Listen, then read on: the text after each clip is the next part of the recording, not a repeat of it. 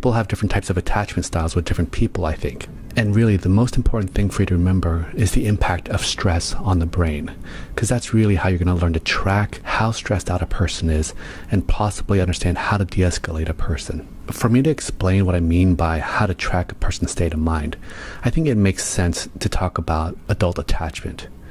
And so one of Mary Ainsworth's students, Mary Main, wanted to understand whether or not she could study attachment behaviors in adults. And so Mary Main thought, well, maybe I can just ask people about what their childhoods were like.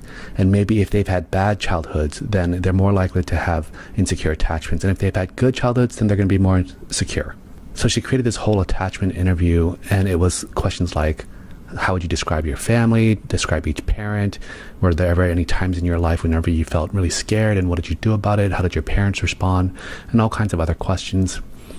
And unfortunately, she didn't find that bad childhoods predicted insecure attachments. What I like to believe is that Mary Main couldn't figure out what to do with her interviews, and she happened to be in San Francisco, and there was this guy at Berkeley named Grice, and he was a philosopher of linguistics, and he had come up with these 4 maxims or rules about how conversations need to go. The actual term for them are quantity, quality, relation, and manner. And what that means is that you try to give good information, you try to be truthful, you try to be brief, and you try to be relevant. And so she started to code these interviews on how much they violated or stuck with Grice's maxims. And this is where it gets really interesting. She found that secure people have great conversations with you. If you're the interviewer of a secure person, you actually really enjoy those conversations because they're engaging, they tell you the truth, and they fill in their childhood memories with stories that are vivid. And then what she found was that avoidant people would do what you think they would do. They wouldn't necessarily give you a lot of information. They wouldn't be very truthful, or they'd be very vague and give you cliches. And their interviews would be very brief and full of a lot of just not really interesting material. And then the ambivalent person also gave really interesting answers. Now, these people would do all kinds of violations of conversation. They would say too much. They would go off topic. They would digress. They would actually have violations of verb tense, so that when you ask them about past experiences, they end up talking about present or recent past experiences. And then the interviewer just is like, what are you talking about? You're not answering the question. You're drifting off into all these tangents. And these interviews also go on for a very long time, like maybe 1.5 times the regular length of an interview, whereas the avoidant conversation goes really short.